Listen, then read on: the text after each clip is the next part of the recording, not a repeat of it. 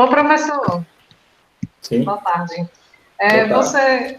Você passou uma atividade, né? Aí, no caso, inclusive eu fiquei pensando, meu Deus, será que é para enviar pelo magista, que era o sistema outro, o CIGA? Aí, eu queria saber sobre isso. Eu vou abrir aqui um questionário no Cigar para que vocês possam enviar hoje, tá? Porque a gente programou para entregar hoje. Se eu não conseguir fazer esse espaço no Cigar, eu disponibilizo para vocês o meu e-mail. Não sei se todo mundo já tem o meu e-mail, mas qualquer coisa eu já deixo o meu e-mail no chat aqui dessa sala. E se eu não conseguir colocar esse espaço, vocês mandam por e-mail hoje.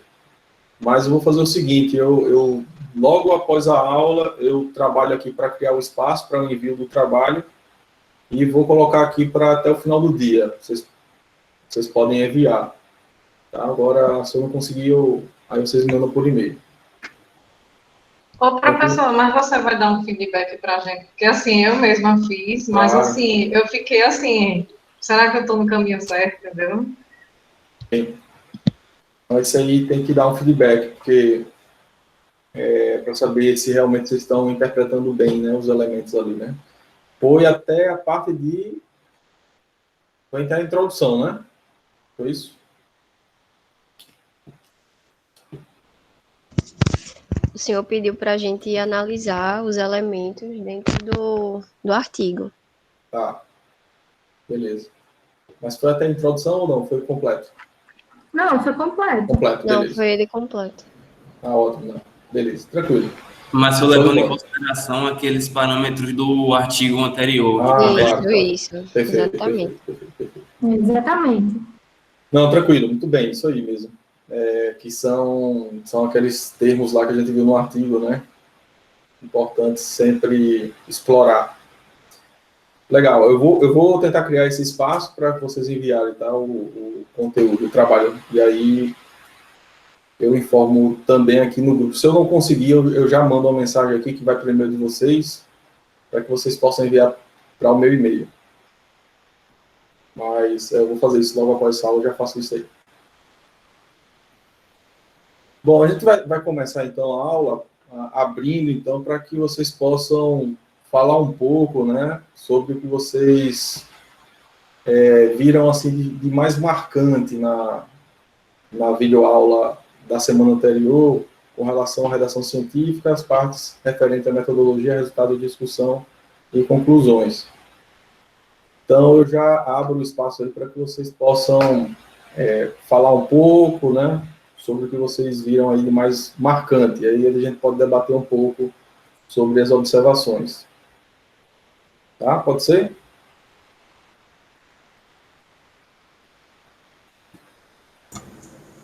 Pode sim, professor.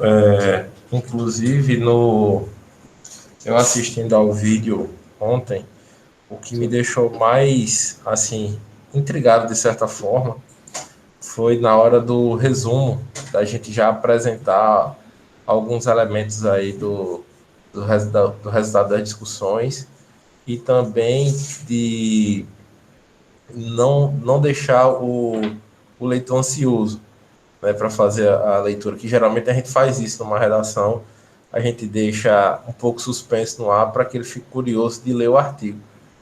E, no entanto, está sendo uma novidade para mim esse tipo de redação, onde a gente já coloca algumas partes do escopo do texto para que o leitor já tenha um encaminhamento do que a gente está escrevendo, né, para que ele se prenda não pelo suspense que a gente está fazendo, mas pela qualidade do material que a gente apresenta.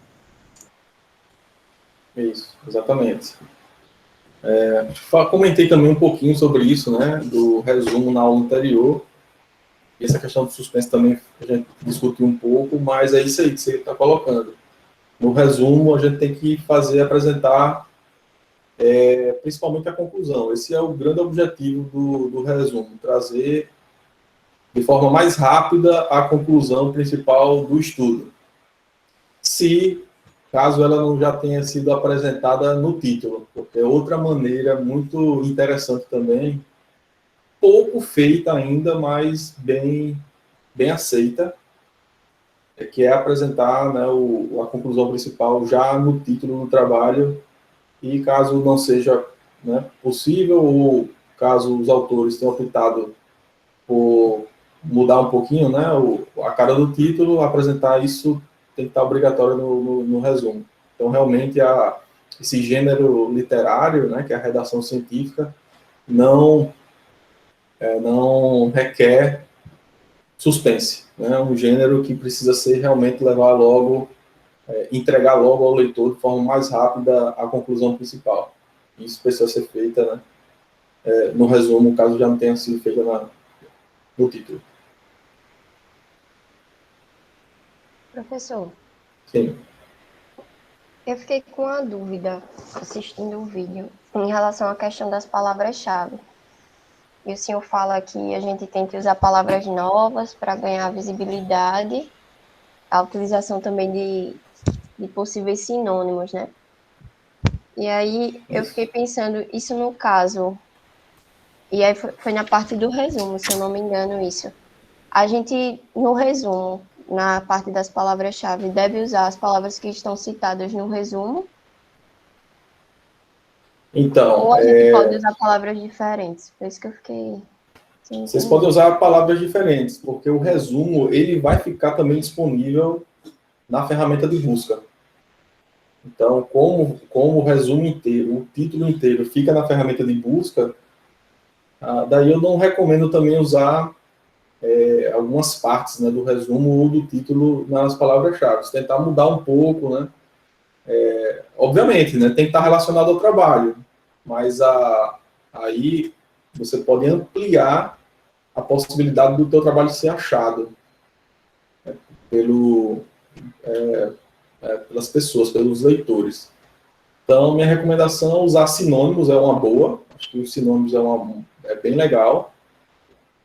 Ou colocar alguma coisa referente mais específica, trazendo coisas mais específicas, como, por exemplo, o nome da bacia hidrográfica, ou o nome, por exemplo, de uma ferramenta que você utilizou no teu trabalho, que não é possível colocar, né, esses detalhes, né, num resumo ou no título, mas você aplicou uma ferramenta estatística, uma ferramenta matemática, que é de amplo uso na comunidade científica, e acho que é interessante colocar, né, o nome dessa ferramenta nas palavras-chave. Então, aí você amplia mais, entendeu? A possibilidade do seu trabalho ser achado. É muito interessante isso, professor, porque eu passei a vida toda minha de estudo achando que dentro do resumo, para colocar as palavras-chave, tinham que ser palavras que estavam presentes lá, né? E acaba que, no fim das contas, pode nem se tornar algo muito atrativo, assim, algo que, como diz no próprio vídeo, né? Que alguém vá lá pesquisar e encontre, porque as palavras, elas não são específicas, né? Ou não são atrativas. Exatamente. Antigamente, assim, logo no início, as palavras-chave realmente eram usadas como as chaves para buscar os artigos científicos, mas hoje, né, se ampliou um pouco em função da capacidade mesmo, né, das ferramentas de busca, e aí dá para colocar muito mais conteúdo para que essas ferramentas possam achar os trabalhos relacionados aos termos que vocês estão pesquisando ali. Então, por isso que a palavra-chave ficou desse processo, né, de publicação da redação científica, isso ficou, mas daí a gente pode usar de forma melhor para que você consiga colocar o seu trabalho ali,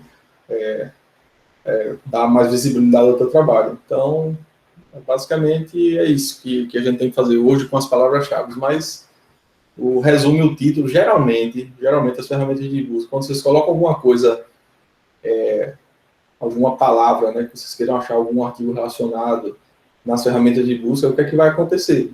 Ele vai procurar logo pelo título, pelo alguma coisa que está no resumo, porque palavra-chave mesmo não dá para detalhar. Não dá para detalhar. São 3 palavrinhas ali, 5 palavrinhas, e muitas vezes as palavras estão desconectadas, e hoje as ferramentas de busca, elas conseguem perceber a conexão, né, para formar um conjunto de palavras que tenha uma chance de retornar para você o que realmente você quer. Então, por isso que o título do resumo hoje é o que é o mais importante para as ferramentas de busca, sabe? Pessoal, essa videoaula da última semana foi referente à parte 1 à parte 2. Eu estou enganado aqui. Vocês estão falando Parte muito... 2. Parte 2, né? Introdução. Introdução. Tá. Ô, professor. Ah, Oi, pode falar. E Nayara, pode ir. primeiro eu queria saber se o seu e-mail é Roberto JJ, eu acho. Então, eu não sei se... Eu até não... Seu Roberto FJ. FJ. Isso. Hotmail.com. Isso. Ah, Isso. e outra coisa que eu queria saber, assim, que você explicasse melhor, é sobre as linhas e aspectos de descrição, associação e interferência, que eu fiquei assim, para mim não ficou tão claro, entendeu? Certo. Na introdução. Entendi, na introdução. Professor, deixa eu só complementar. Minha dúvida vai nisso também, que o senhor traz os elementos da discussão também, né? E aí vem a informação, fluxo e citação. Informação e citação eu consegui pegar legal, mas sobre o fluxo como elemento de introdução, eu não entendi muito bem do que se trata. Se o senhor puder falar um pouquinho também sobre isso. Beleza. Tá. Primeiro, da Nayara, seguinte, existem três, como eu coloquei, né? Existem três tipos diferentes de pesquisa científica. Um é a descrição, outro é uma pesquisa de associação e outro de interferência, né? Então, é importante observar a diferença entre esses três tipos. No nosso curso de engenharia, na nossa área de engenharia, o que é mais comum são artigos na área do tipo de associação e do tipo interferência. O de descrição não é comum. Por exemplo, descrever uma ferramenta ou descrever um procedimento, isso está mais relacionado, até como coloquei na videoaula, né, na área médica. Na área médica, você faz um procedimento médico, beleza, aquilo funcionou, aí você divulga, sem muito ainda ao compromisso de você responder o porquê que aquilo funcionou. Se eu tenho um procedimento, funcionou, beleza, mas por que aquilo funcionou? Investiguem, aí vai ter um outro artigo aí para investigar. No caso da engenharia, isso não é muito bem aceito, né? Até porque a gente não consegue fazer isso na prática, né? Imagina fazer isso. Eu vou testar, vou fazer um prédio dessa maneira e, ficou em pé. Vou divulgar esse procedimento aqui e aí se virem para dizer qual é a resistência do prédio, qual é a carga máxima que ele vai aguentar. Isso não é muito aceito. Então, por isso que os artigos de descrição não são muito aplicados para a área de engenharia. Mas os artigos de associação e de interferência, sim. Qual é a diferença entre os dois? Né?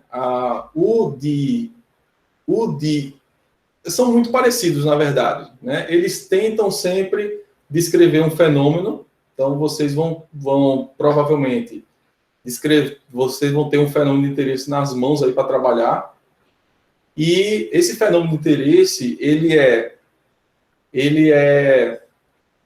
tem, então, causas, né?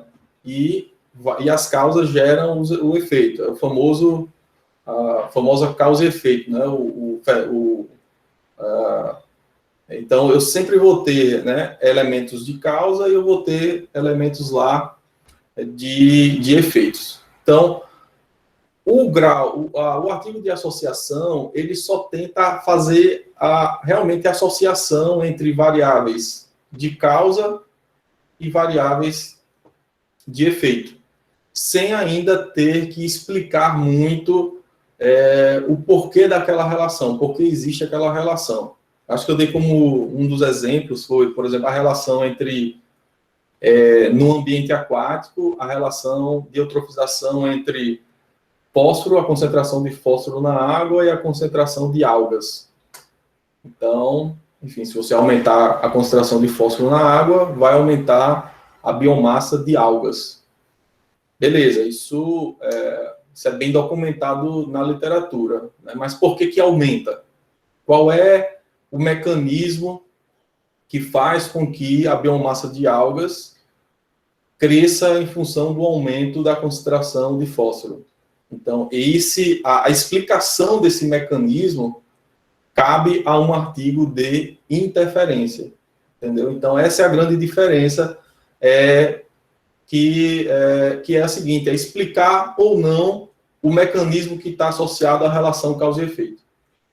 Se você consegue explicar o mecanismo envolvido entre a causa e efeito, você tem um artigo de interferência. Se você não consegue explicar, se você não explora esse mecanismo, você tem um artigo de relação, de associação. Basicamente isso. Você entendeu aí, Nayara?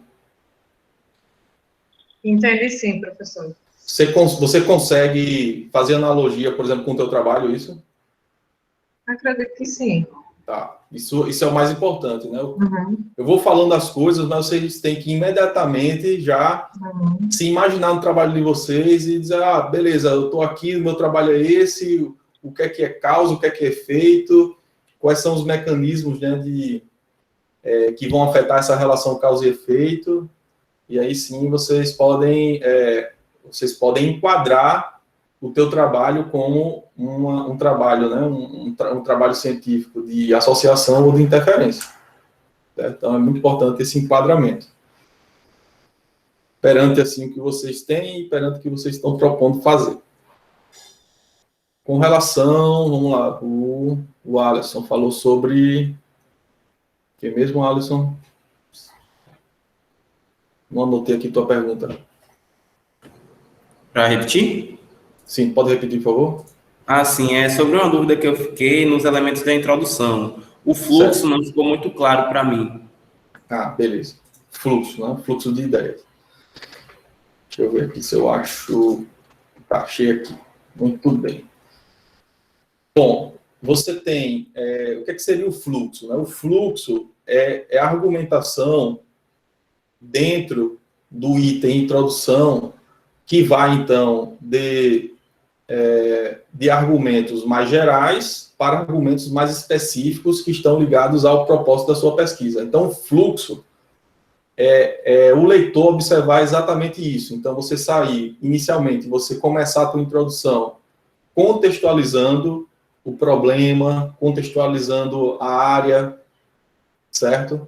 Fazendo contextualizações, pegando elementos mais gerais, passando, então, a funilar essa argumentação para descrever os avanços em relação à temática, e aí, que a gente chama, né, essa parte central, essa parte do miolo da introdução, que é a chamada de estado da arte, que é exatamente, né, a apresentação de um resumo dos avanços, né, o que é que, por exemplo, o que é que se conhece e o que ainda não se conhece sobre aquela temática, e aí você vai afunilando até chegar a que o leitor ele consiga enxergar exatamente onde você vai explorar, porque é exatamente ali no estado da arte que eu vou também afunilando e lançando, né, as lacunas científicas que vai exatamente, né, fazer com que o leitor entenda qual é a tua contribuição. Então, por isso que o fluxo de uma introdução sempre é do geral para o específico, né? É contextualização, apresentação dos avanços científicos naquela temática, e aí você vai afunilando ali dentro disso, né, no estado da arte, até culminar no propósito do teu trabalho. Então, ou seja, o propósito, veja só, vamos tentar entender. Se a gente fizer pensar de trás para frente, o propósito do meu trabalho, ele é justificado a partir dos avanços. E os meus avanços, eles são justificados a partir da contextualização. Então, esse é o contexto da justificativa, né? Então, que é exatamente que precisa ser apresentado nesse fluxo de ideias, né, numa introdução. Então, eu só posso apresentar o propósito depois que eu mostro os avanços, e eu só posso mostrar os avanços depois que eu contextualizo o leitor sobre a temática. Então, são esses 3 elementos fundamentais, né, que a gente precisa observar numa introdução. Não sei se ficou mais claro agora, a questão do fluxo. Ficou sim. Beleza. Professor, assim, né, durante o vídeo, né, o que me chamou muita atenção é a importância, né, que é dado tanto para o resumo quanto para o título. Às vezes se preocupa tanto, né, com a metodologia, com o resultado, e o resumo é deixado para o final, como foi citado, são feitos recortes, né, que acaba não sendo interessante, recortes do próprio trabalho. E aí, né, até mesmo quando a gente não tem acesso ao artigo, né, o resumo e o título são públicos. Então, a importância mais ainda desses 2 elementos. Aí, ainda no item resumo, né, foi falado do resumo criativo. E aí, eu fui dar uma pesquisada, né, eu não achei muita coisa. E falava muito da questão de ele ter no máximo 100 palavras. Eu não sei se é válido, porque não foi falado, né, isso no vídeo, só que eu fui pesquisar, aí vi essa questão. Aí eu não sei se é realmente isso. Claro que ele é criativo, né? Então não tem uma regra, né? No geral. Eu vi muito que eles falavam na questão de 3 frases, de situar o leitor no tema, mostrar os achados e a conclusão principal, né? Exatamente. E que a gente encontra muito na SAIS, na Natura, e eu queria que você falasse um pouquinho mais dessa questão de palavras e do resumo criativo. O resumo criativo realmente não é uma coisa comum de se ver, né? Então, eu já vi, assim, durante esse tempo todo, eu vi 2 artigos com resumos, assim, mais enxutos, né, que são ditos como resumos criativos. Aquele resumo onde não é o clássico, né? O clássico, qual é o resumo clássico? É aquele resumo onde todas as partes do artigo estão lá. Então, tem introdução? Tem metodologia? Tem resultados? Tem discussão? Tem conclusão? Tem. Esse é o resumo tradicional. É um trabalho, é uma miniatura do trabalho. É o resumo tradicional. E o resumo criativo, ele não segue essa estrutura padrão, que é altamente esperada pelos revisores. Certo? O resumo criativo, como você colocou, ele foca mais no que interessa, ou seja, na conclusão. Então, para que ele apresente a conclusão, basta apresentar, teoricamente, o objetivo do trabalho e algum resultado, assim, né? Alguma frase que tenha chame, né, o resultado principal para que você já apresente na sequência a conclusão. Só que esse resumo criativo, ele não é bem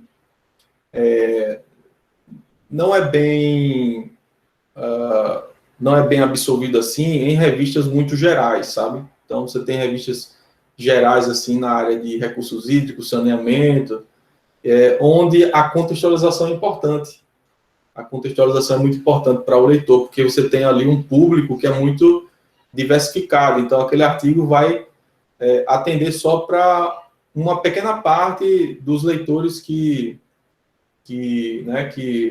observam, né, artigos daquela revista. Então, um resumo muito curto, né, que é o resumo criativo, ele não dá essa chance do leitor contextualizar, dizer, onde é que está a temática. Agora, quando é uma revista muito específica já, você pode fazer isso numa boa, não precisa fazer contextualização, né, se a revista já é muito específica. Eu acho que eu já até citei em alguma videoaula anterior, você tá trabalhando com produção de hidrogênio, e você vai publicar numa revista que é sobre produção de hidrogênio. E aí você vai contextualizar por que o hidrogênio é importante. Produzir hidrogênio. Faz sentido? Não faz sentido. Quem lê aquela revista já sabe da importância em produzir o hidrogênio. Então, não requer, não é necessário, né, essa contextualização. Mas, se você for publicar um trabalho desse em uma revista mais geral, requer sim. Requer que você fale, né, sobre a importância da produção de hidrogênio para os leitores. Então, basicamente é isso. Eu acho que para vocês, depende muito da revista que vocês vão publicar, certo? Então, tentem observar isso. Mesmo nas revistas específicas, o que é o comum encontrar é ainda o resumo estruturado, o resumo padrão. Então, eu acho que recomendei no vídeo de quem está começando não seguir na linha do resumo criativo. É possível fazer? Porque a redação científica é um texto livre, tá? Mas, muitas vezes, né, quando a gente faz isso, o pessoal, os revisores estranham mesmo, porque o que é esperado já tem, né, uma estrutura que é altamente esperada por eles. Tá? Então, a minha recomendação é fazer o resumo estruturado, que é o clássico que vai atender realmente, né, as expectativas de quem está revisando. Não sei se ficou claro essas diferenças. Sim, professor, ficou claro. Ótimo.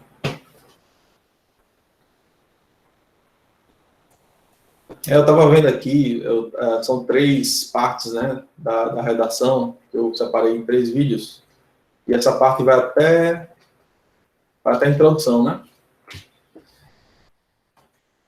Beleza. Professor, o senhor falou que na introdução a gente faz uma abordagem do tema do macro para o micro, até chegar no nosso tema, né, específico.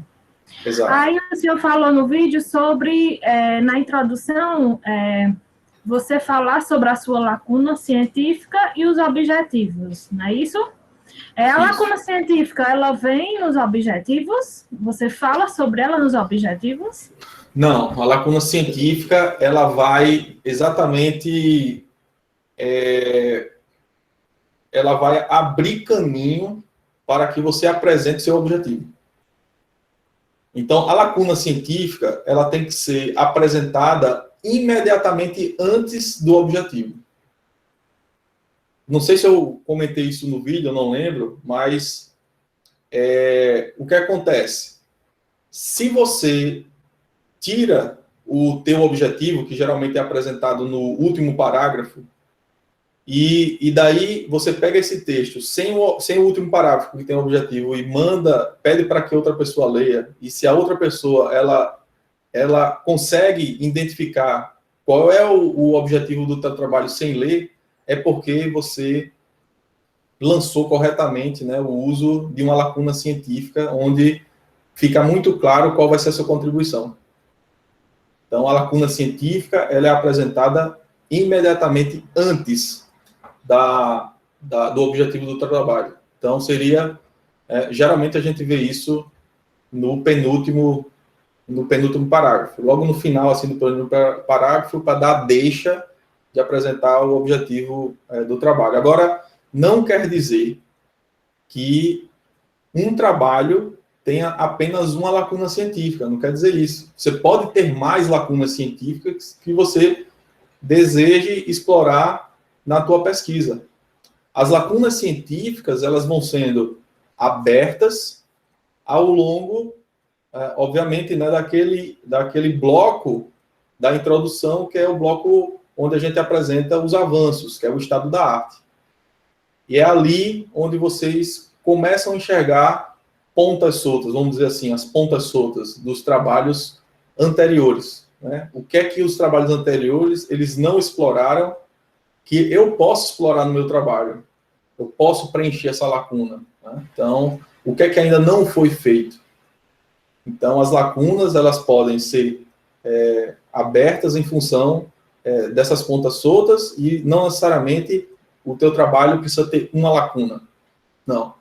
Mas é importante que tenha essa lacuna que chama o objetivo. Essa lacuna que vai abrir o caminho para o objetivo, ela é obrigatório ter, tá, no teu trabalho. Então, é obrigação que você apresente isso para que o leitor ele perceba a contribuição do teu trabalho, mesmo sem ler o objetivo do teu trabalho, mesmo sem ler o texto. ele precisa, né, ele já consegue identificar. Entendeu, Helenice? Entendi, professor.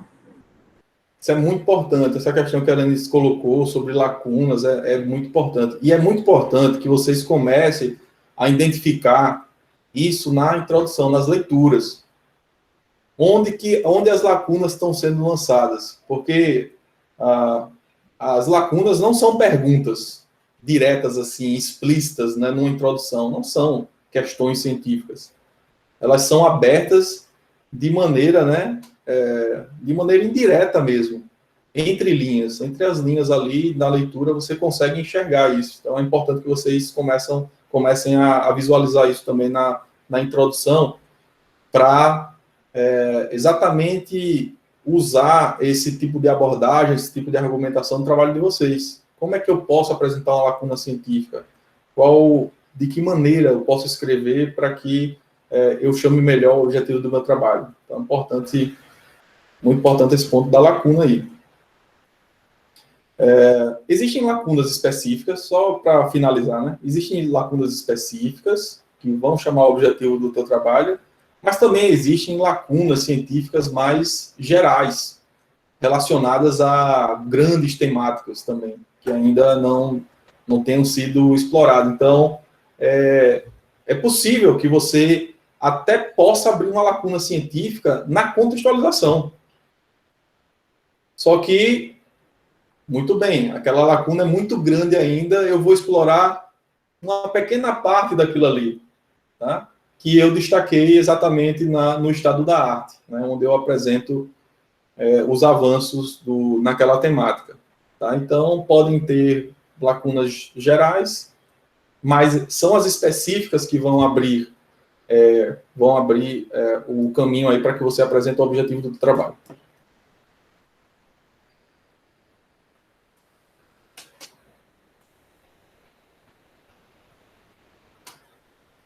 Tudo bem. Alguém mais queria fazer algum comentário?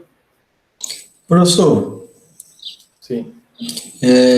Eu queria, se possível, que o senhor falasse um pouco mais a respeito um pouco mais da diferença do resumo criativo para o estruturado, principalmente focando mais no criativo, porque, assim, o criativo, pelas anotações que eu fiz aqui, pelo vídeo, o senhor fala que ele não apresenta a metodologia, ele foca mais numa contextualização do trabalho, mas pelo próprio nome é de uma forma mais criativa, mas acaba que, se ele não está focando na metodologia, ele vai fazer um determinado suspense, não vai, e aí que se contradiz com as recomendações. Certo. Então, o criativo, cara, muitas vezes a metodologia nem está presente, viu, Antônio? Muitas vezes no resumo criativo a metodologia nem se apresenta. Agora, a conclusão precisa estar lá. Eu já vi resumo de uma frase só. Um artigo na minha vida, eu vi uma frase só, que é a conclusão do trabalho. Beleza, e já foi para a introdução. Eu não arriscaria de maneira nenhuma fazer isso, né? Eu nunca fiz isso, nunca me arrisquei a fazer isso. Porque muito provavelmente seria cobrado em refazer todo o resumo. Poderia até o revisor dizer, não, tu não fez o resumo, isso aqui não é resumo. Isso aqui é só o objetivo do trabalho, então refaz isso aqui, faz de novo, porque isso aqui não é coerente. Mas o resumo criativo, ele também, uma coisa que eu esqueci de comentar, ele também não respeita essa ordem da estrutura, entendeu? Por exemplo, a conclusão, no resumo criativo, ela poderia vir logo de cara. E depois de apresentar a conclusão, você ir argumentando sobre o resultado principal que levou àquela conclusão, ou contextualizando, né, até de maneira mais... Então, ele não segue a lógica. O resumo criativo é esse, é um resumo que não segue a estrutura padrão de um artigo científico. Então, enfim, ele é arriscado, ele é muito arriscado por conta de não seguir essas referências, né, de um documento, né, que é altamente estruturado, altamente esperado ter os elementos, né, aparecerem os elementos numa redação. Mas é possível fazer.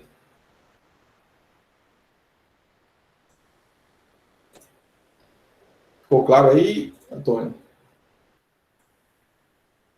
Você vai fazer, Antônio, aí o... Não, eu prefiro estruturado mesmo, professor, mais simples. Pois não é. sei se tem essa criatividade toda, não. Não, eu não arriscaria também, não. Acho que eu concordo com você também, concordo demais. Não arrisquem agora, não. Façam uma coisa estruturada, vocês vão acertar bastante, sabe?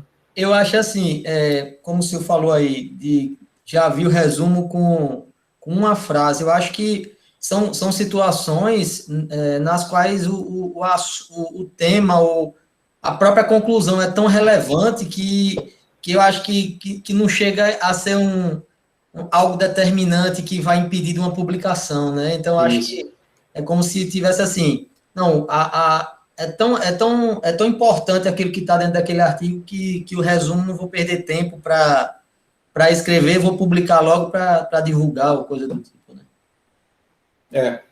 Pode ser assim, pode ser pensado também assim. Mas eu acho que também tem muito a cara da revista, sabe? O perfil da revista.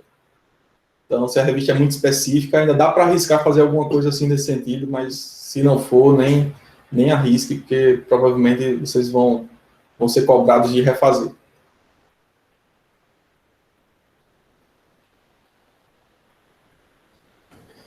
Eu queria só deixar um comentário relacionado à lacuna, né? Voltando.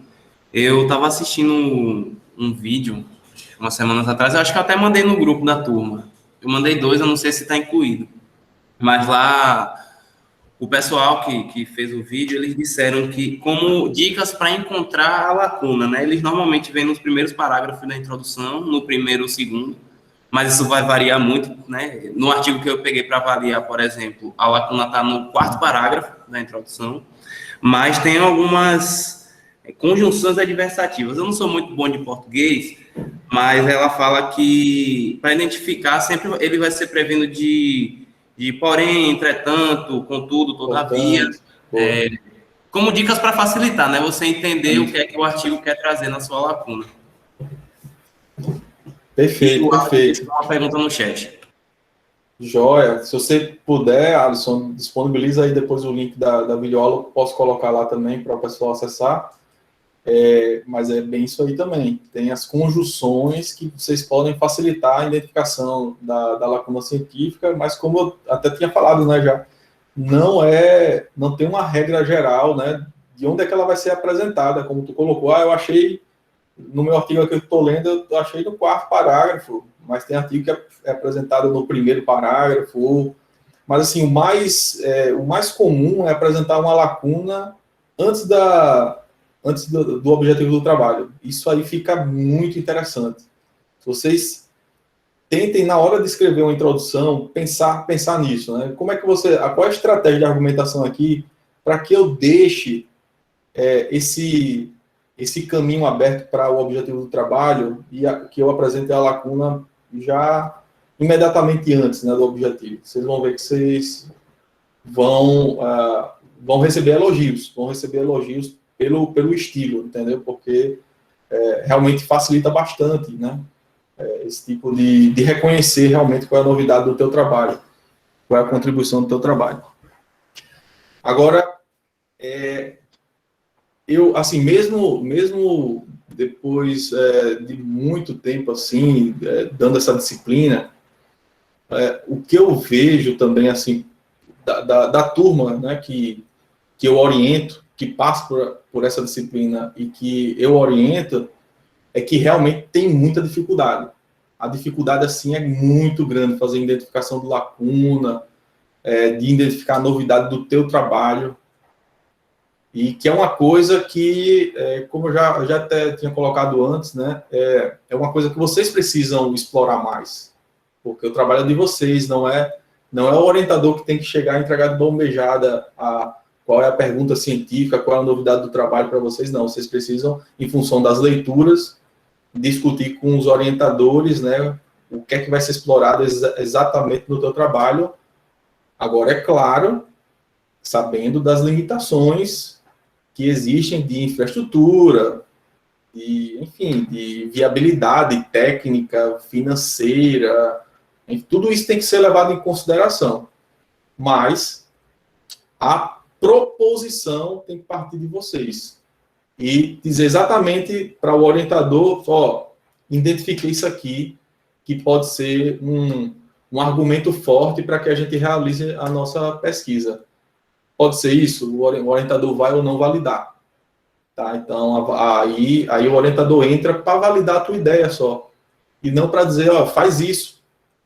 Porque o que acontece muito quando a proposta vem do orientador, o aluno ele fica desesperado para achar a lacuna e não acha.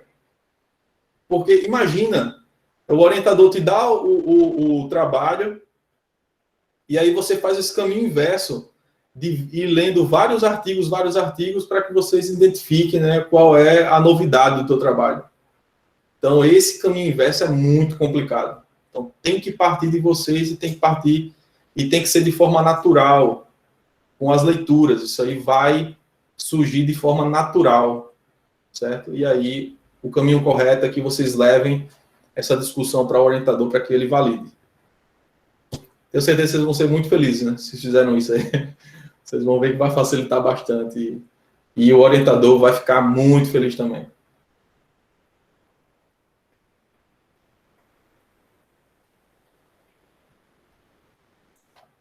Beleza, pessoal.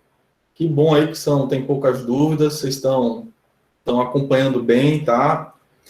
Já nessa semana, vocês vão para a terceira e última parte da redação científica, onde a gente comenta um pouquinho sobre metodologia, resultados, discussão e conclusão. Nessa parte final, é uma parte muito importante também, né? Assim como a introdução, porque a introdução é o cartão de visita, né? Além do resumo, né? Mas é na introdução que vai ser percebido pelo leitor se ele vai continuar ou não, né? Seguindo a leitura do teu trabalho, se realmente é aquilo que ele espera tá ali no teu trabalho. Então, na sequência, a gente vai apresentar para vocês a melhor maneira de argumentar, certo? Nesses próximos itens aí. E eu queria que vocês prestassem muita atenção, principalmente quando eu começo a falar um pouco sobre a discussão dos resultados. Na minha opinião, é um dos pontos mais críticos na fase, para quem está começando a redação científica. É como eu vou escrever uma discussão que vai atender as expectativas dos revisores. Então, esse é o ponto mais crítico, certamente. Então, prestem muita atenção no que eu vou, né, nos elementos, né, que eu vou apresentar na discussão, e logo na sequência fazer essa análise crítica na leitura dos artigos. Então, é muito importante. Esse exercício de análise crítica é mais importante até do que assistir às aulas. Então, é pegar e aplicar esses conceitos na prática, identificar na prática para que eu perceba isso e comece a aplicar também na minha redação. Então, isso vocês vão ver que vai ser bem construtivo, se vocês fizerem isso.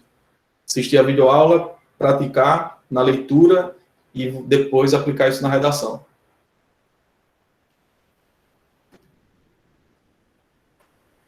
Muito bem, alguém quer falar mais alguma coisa? Tá tudo tranquilo? Vamos lá, só revisando algumas datas aqui, ó. No dia 7 é a nossa prova. Então, a gente vai ter uma aula de redação científica na aula que vem, a última, depois seria a oficina, no dia 24, oficina de redação científica no dia 24, a partir daí vocês já estarão habilitados para fazer a prova, tá? Então, tem mais uma oficina, né? São duas partes que eu dividi, mas a gente pode colocar tudo numa semana só, é bem tranquilo. Então, a partir do dia 24, vocês já vão estar habilitados. E a gente vai, chegando mais perto, a gente vai conversando um pouquinho mais sobre a questão da prova, tá? Porque vão ser 2 em 1, né? Vocês sabem, vão ser 2 provas em uma só, que vai atender também, né, a proficiência de vocês. Então, a gente é melhor discutir um pouco mais a prova mais para frente. Mas é isso. Acho que a gente pode finalizar por aqui. Caso vocês estejam satisfeitos também. E semana que vem a gente finaliza, então, a redação científica, conteúdo. Ok? Pessoal, obrigado. Oi, pode falar. Uma duvidazinha com relação à proeficiência. Se por acaso, não que vá acontecer, né, com ninguém, que é em Deus, mas alguém não se dê bem na proeficiência, como é que isso vai compor na nota da matéria e aí reprova a matéria? Não. São duas coisas diferentes, né? A matéria e a proficiência. Eu não vou... a prova é uma só. Vão ter questões específicas da disciplina de PAC e vão ter questões específicas de proficiência. Agora, o texto é um só, tá? É um artigo científico para todo mundo, só que vão ter perguntas específicas para a matéria, para a disciplina e para a proficiência. Não vai estar misturado, entendeu? Não vai estar misturado, vão ser duas partes mesmo. Com relação a caso vocês alguém não tenha sucesso aí na proficiência, pode ter outras oportunidades, tá? Não é só essa. Então, não é uma questão de se desesperar, não vou mais... Perdi o mestrado, não é isso. A proficiência ela pode ser refeita a cada semestre. E aí a coordenação ela precisa providenciar isso, essa aplicação. Agora, eu acho que vai ser mais tranquilo com a gente. Até porque vocês vão pegar um texto da área. Nesse sentido, a tendência é que seja mais simples, né, a proficiência do que na FALE. Que vai pegar um texto totalmente aleatório, de uma área que não é a de vocês. Tá? Então, facilita. Eu acho que facilita mais. Com certeza. Ok, valeu, professor. Tá, João. Valeu, então, pessoal. Boa semana. Vejo vocês na segunda que vem. Um abraço. Tchau, tchau. Até logo.